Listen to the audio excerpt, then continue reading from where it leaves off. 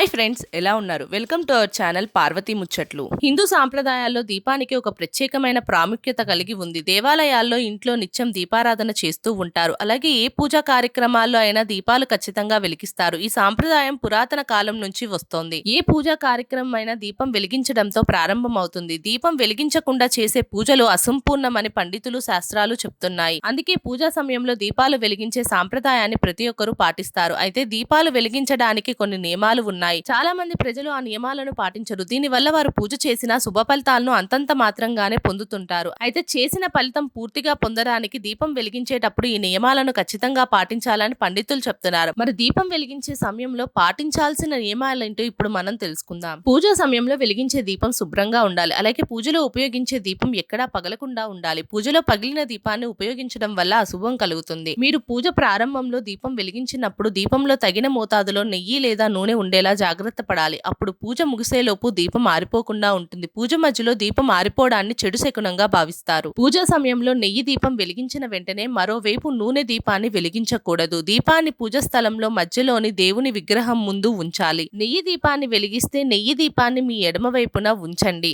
మీరు నూనె దీపం వెలిగిస్తే దాన్ని మీ కుడి వైపున పెట్టాలి. నూనె దీపంలోని ఎర్రటి ఒత్తుని వెలిగించడం శుభప్రదంగా భావిస్తూ ఉంటారు. ఇంట్లో వెలిగించే దీపానికి దూదిని ఉపయోగించి స్వయంగా ఒత్తులు చేసి వెలిగిస్తే శుభప్రదమని భావిస్తూ ఉంటారు. పూజా స్థలంలో దీపాన్ని ఎప్పుడూ పడమర దిశలో ఉంచకూడదు. ఇలా చేయడం వల్ల ఆర్థికంగా నష్టపోయే అవకాశం ఉంటుందని పండితులు చెప్తున్నారు.